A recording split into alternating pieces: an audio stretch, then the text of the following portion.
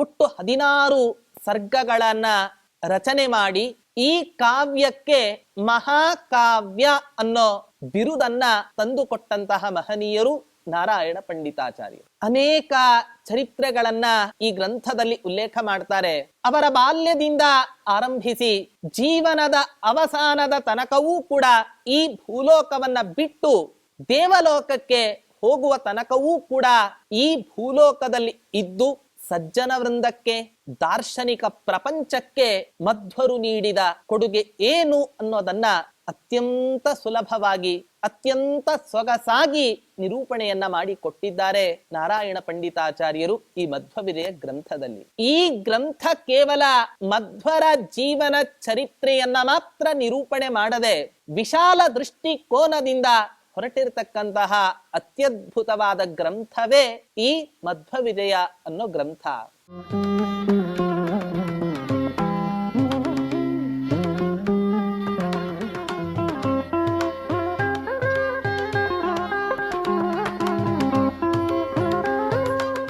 ವಕ್ರತುಂಡ ಮಹಾಕಾಯ ಕೋಟಿ ಸೂರ್ಯ ಸಮಪ್ರಭ ನಿರ್ವಿಘ್ನಂ ಕುರು ಮೇ ದೇವ ಸರ್ವಕಾರ್ಯೇಷು ಸರ್ವದಾ.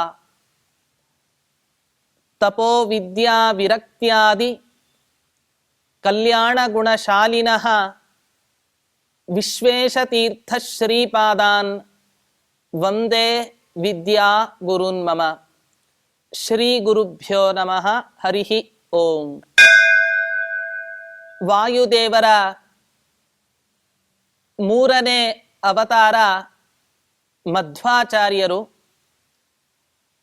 ಪ್ರಥಮೋ ಹನುಮನ್ನಾಮ ದ್ವಿತೀಯೋ ಭೀಮ ಏವಚ ಪೂರ್ಣ ಪ್ರಜ್ಞಸ್ತೃತೀಯಸ್ತು ಭಗವತ್ ಕಾರ್ಯ ಸಾಧಕಃ ಎನ್ನೋ ಮಾತಿನಂತೆ ಭಗವಂತ ತ್ರೇತಾಯುಗದಲ್ಲಿ ರಾಮನಾಗಿ ಅವತಾರ ಮಾಡಿದಾಗ ಹನುಮಂತನಾಗಿ ಸೇವೆಯನ್ನ ಸಲ್ಲಿಸಿದ. ಅದೇ ಭಗವಂತ ದ್ವಾಪರ ಯುಗದಲ್ಲಿ ಕೃಷ್ಣನಾಗಿ ಅವತಾರ ಮಾಡಿದಾಗ ಭೀಮಸೇನನಾಗಿ ಅವತಾರವನ್ನ ಎತ್ತಿ ಯಾದವ ಕೃಷ್ಣನ ಅಪರಿಮಿತವಾದ ಸೇವೆಯನ್ನ ನಡೆಸಿದಂತಹ ಮಹಾನುಭಾವ ಭೀಮಸೇನ ದೇವರು. ಇದೇ ಭೀಮಸೇನ ದೇವರ ಮುಂದಿನ ಅವತಾರವೇ ಮಧ್ವಾಚಾರ್ಯರು. ಸುಮಾರು 800 ವರ್ಷಗಳ ಹಿಂದೆ ಈ ಕಲಿಯುಗದಲ್ಲಿ ಇರುವ ಅನೇಕ ಸಾತ್ವಿಕ ಜನರು ತತ್ವಜ್ಞಾನ ಪಿಪಾಸುಗಳಾಗಿರ್ತಾರೆ. ಸರಿಯಾಗಿ ಒಬ್ಬ ಉತ್ತಮ ತತ್ವೋಪದೇಶಕ ಇಲ್ಲದೆ ಈ ದಾರ್ಶನಿಕ ಪ್ರಪಂಚ ಕೊರಗ್ತಾ ಇರತ್ತೆ.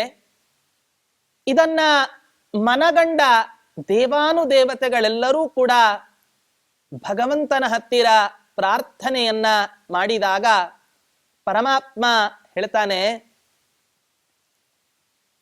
ನನಗಂತೂ ಕಲಿಯುಗದಲ್ಲಿ ಅವತಾರ ಇಲ್ಲ.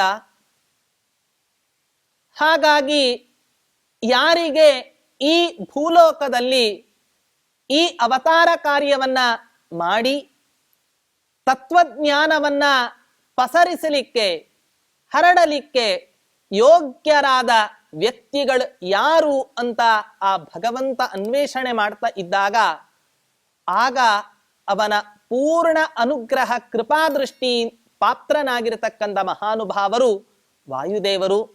ಅಂತಹ ವಾಯುದೇವರ 3ನೇ ಅವತಾರವೇ ಈ ಮಧ್ವ ಅನ್ನೋ ಹೆಸರಿನಿಂದ ಈ ಭೂಮಿಯಲ್ಲಿ ಎತ್ತಂತಹ ಒಂದು ಅತ್ಯದ್ಭುತವಾಗಿರತಕ್ಕಂತಹ ಅವತಾರ. ಇಂತಹ ಈ ಮಧ್ವಾಚಾರ್ಯರ ಜೀವನ ಚರಿತ್ರೆಯನ್ನ ಮೂಲವಾಗಿ ಇಟ್ಟುಕೊಂಡು ನಾರಾಯಣ ಪಂಡಿತಾಚಾರ್ಯರು ಮಧ್ವವಿಜಯ ಅನ್ನೋ ಗ್ರಂಥವನ್ನ ಮಾಧ್ವ ಸಮಾಜಕ್ಕೆ ನೀಡಿ ಮಹದುಪಕಾರವನ್ನ ಮಾಡಿದ್ದಾರೆ. ಅನೇಕ ವಿಜಯಗಳನ್ನ ಇವತ್ತಿನ ದಿನ ನಾವು ಇತಿಹಾಸದಲ್ಲಿ ಕಾಣ್ತೇವೆ. ಶಂಕರರ ಜೀವನ ಚರಿತ್ರೆಯನ್ನ ನಿರೂಪಣೆ ಮಾಡತಕ್ಕಂತಹ ಅನೇಕ ಶಂಕರ ವಿಜಯಗಳನ್ನ ಇವತ್ತಿನ ದಿನ ನೋಡ್ತೇವೆ. ಕಲಿಯುಗದ ಕಲ್ಪವೃಕ್ಷ ಕಾಮಧೇನು ಅನೇಕ ಬಿರುದಾವಲಿಗಳಿಂದ ಅಲಂಕೃತರಾದ ಮಹಾನುಭಾವರು ರಾಘವೇಂದ್ರ ಗುರುಗಳು. ಅವರ ಜೀವನ ಚರಿತ್ರೆಯನ್ನ ನಿರೂಪಣೆ ಮಾಡತಕ್ಕಂತಹ ರಾಘವೇಂದ್ರ ವಿಜಯ ಗ್ರಂಥವನ್ನ ನಾವು ನೋಡ್ತೇವೆ. ವಿಜಯೇಂದ್ರ ವೈಭವ, ವಿಜಯೇಂದ್ರ ತೀರ್ಥರ ಜೀವನ ಚರಿತ್ರೆಯನ್ನ ಮೂಲವಾಗಿ ಇಟ್ಟುಕೊಂಡು ಹೊರಟಿರ್ತಕ್ಕಂತಹ ಗ್ರಂಥಗಳು. ಹಾಗಾಗಿ ಅನೇಕ ಮಹನೀಯರ ಜೀವನದ ಇತಿಹಾಸವನ್ನ ತಿಳಿಸೋದರ ಮೂಲಕ ಆ ಜೀವನದಲ್ಲಿ ಮಾಡಿದ ಯಾವ ಯಾವ ಅತ್ಯದ್ಭುತ ಸಾಧನೆಗಳು ಇದ್ದಾವೋ ಆ ಸಾಧನೆಗಳು ಈ ಪ್ರಪಂಚದಲ್ಲಿ ಅಜರಾಮರವಾಗಿರಬೇಕು ಅನ್ನೋ ಉದ್ದೇಶದಿಂದ ಅನೇಕ ಮಹನೀಯರು ಇವತ್ತಿನ ದಿನ ಅವರ ಉದ್ದೇಶವಾಗಿ ಗ್ರಂಥಗಳನ್ನ ರಚನೆ ಮಾಡಿ ನಮ್ಮ ದಾರ್ಶನಿಕ ಪ್ರಪಂಚಕ್ಕೆ ಕೊಟ್ಟಿದ್ದಾರೆ. ಅದರಲ್ಲಿ ಒಂದು ನಾರಾಯಣ ಪಂಡಿತಾಚಾರ್ಯರು ರಚನೆ ಮಾಡಿ ಕೊಟ್ಟಂತಹ ಈ ಮಧ್ವವಿಜಯ ಅನ್ನೋ ಗ್ರಂಥವೂ ಕೂಡ ಒಂದಾಗಿದೆ. ಮೂಲತಃ ಮಾಧ್ವರಲ್ಲದ ಈ ನಾರಾಯಣ ಪಂಡಿತರು ಅವರ ತಂದೆಯ ಆ ಒಂದು ಪಾಂಡಿತ್ಯಕ್ಕೆ ಮಾರು ಹೋಗಿ, ನಾರಾಯಣ ಪಂಡಿತಾಚಾರ್ಯರ ತಂದೆ ತ್ರಿವಿಕ್ರಮ ಪಂಡಿತಾಚಾರ್ಯರು ಸಾಧಾರಣ ಮಧ್ವಾಚಾರ್ಯರ ಪಾಂಡಿತ್ಯಕ್ಕೆ ಮನಸೋತು ಅವರ ಅನುಯಾಯಿಗಳಾಗಿ ಪರಿವರ್ತನೆಯನ್ನ ಹೊಂದಿರತಕ್ಕಂತಹ ಮಹನೀಯರು ತ್ರಿವಿಕ್ರಮ ಪಂಡಿತಾಚಾರ್ಯರು, ಮಧ್ವಾಚಾರ್ಯರ ಸಮಕಾಲೀನರು. ಇವರ ಮಕ್ಕಳೇ ಈ ನಾರಾಯಣ ಪಂಡಿತಾಚಾರ್ಯರು. ಪ್ರಾಯ ಮಧ್ವಾಚಾರ್ಯರ ಜೀವನ ಚರಿತ್ರೆಯನ್ನ ನಿರೂಪಣೆ ಮಾಡಲಿಕ್ಕೆ ಹೊರಟ ಈ ನಾರಾಯಣ ಪಂಡಿತಾಚಾರ್ಯರು ಈ ಗ್ರಂಥವನ್ನ ರಚನೆ ಮಾಡಬೇಕಾದ್ರೆ ಪ್ರಾಯ ಮಧ್ವಾಚಾರ್ಯರಿಗೆ ತುಂಬಾ ವಯಸ್ಸಾಗಿತ್ತು. ಈ ಗ್ರಂಥದ ರಚನೆಯ ಹಿನ್ನೆಲೆ, ಉದ್ದೇಶ, ಯಾವ ರೀತಿಯಾಗಿ ಈ ಗ್ರಂಥವನ್ನ ರಚನೆ ಮಾಡಿ ಕೊಟ್ಟಿದ್ದಾರೆ ನಾರಾಯಣ ಪಂಡಿತಾಚಾರ್ಯರು ಅನ್ನೋದನ್ನ ಗಮನಿಸೋದಾದ್ರೆ, ಒಟ್ಟು 16 ಸರ್ಗಗಳನ್ನ ರಚನೆ ಮಾಡಿ ಈ ಕಾವ್ಯಕ್ಕೆ ಮಹಾಕಾವ್ಯ ಅನ್ನೋ ಬಿರುದನ್ನ ತಂದುಕೊಟ್ಟಂತಹ ಮಹನೀಯರು ನಾರಾಯಣ ಪಂಡಿತಾಚಾರ್ಯರು. ಅನೇಕ ಚರಿತ್ರೆಗಳನ್ನ ಈ ಗ್ರಂಥದಲ್ಲಿ ಉಲ್ಲೇಖ ಮಾಡ್ತಾರೆ.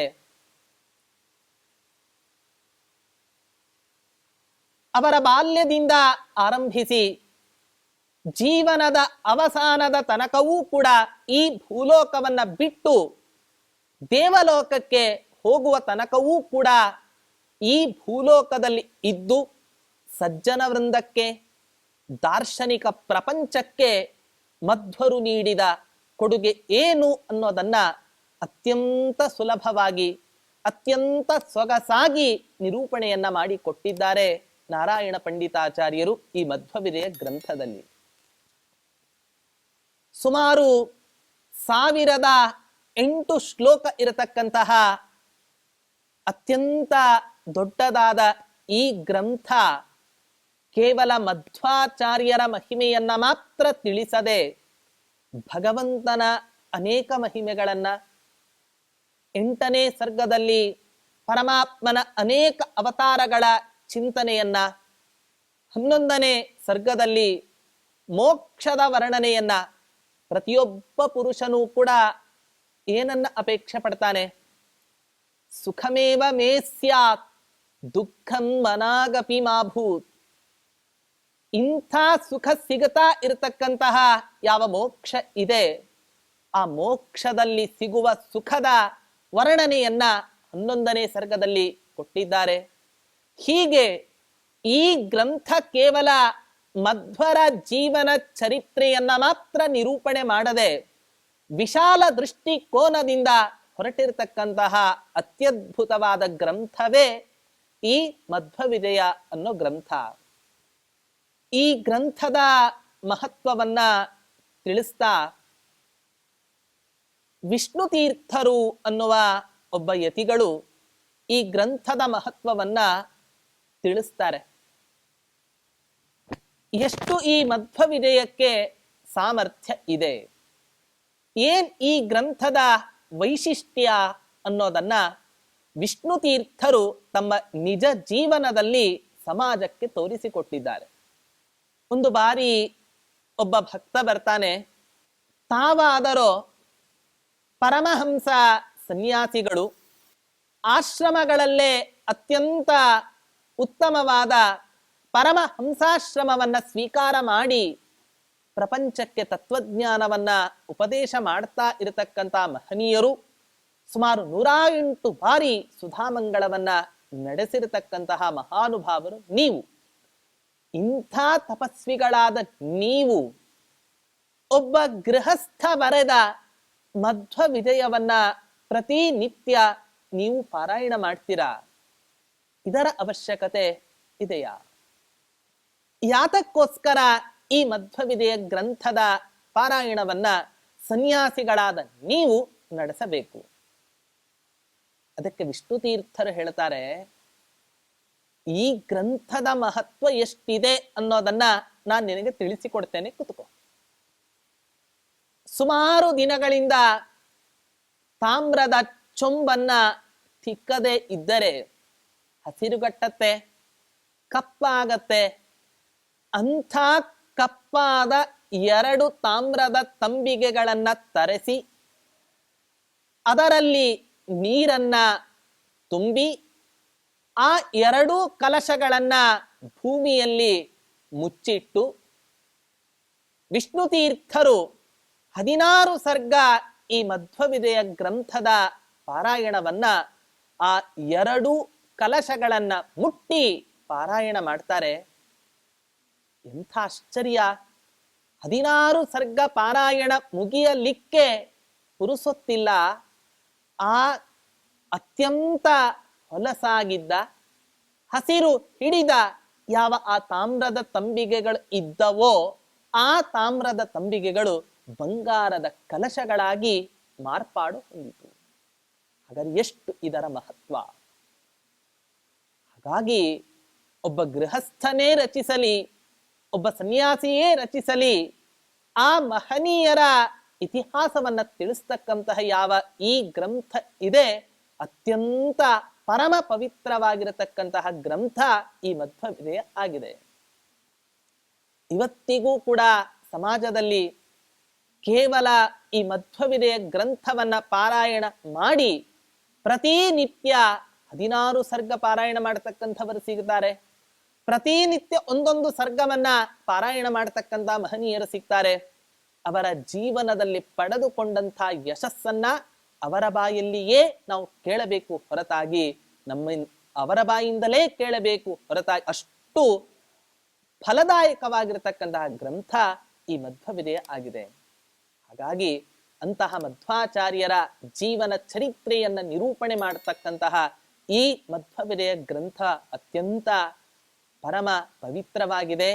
ಇಂತಹ ಈ ಮಧ್ವ ವಿಜಯ ಗ್ರಂಥದ ಈ ಮಧ್ವಾಚಾರ್ಯರ ಜೀವನ ಚರಿತ್ರೆಯನ್ನ ನಿರೂಪಿಸ್ತಕ್ಕಂತಹ ಯಾವ ಈ ಮಧ್ವ ವಿಜಯ ಇದೆ, ಈ ಗ್ರಂಥದ ಚಿಂತನೆಯನ್ನ ದೇವರ ಭಗವಂತನ ಗುರುಗಳ ಅನುಗ್ರಹ ಕೃಪಾ ಕಟಾಕ್ಷದಿಂದ ಎಷ್ಟು ಸಾಧ್ಯವೋ ಅಷ್ಟು ನಾವು ಚಿಂತನೆಯನ್ನ ನಡೆಸೋಣ.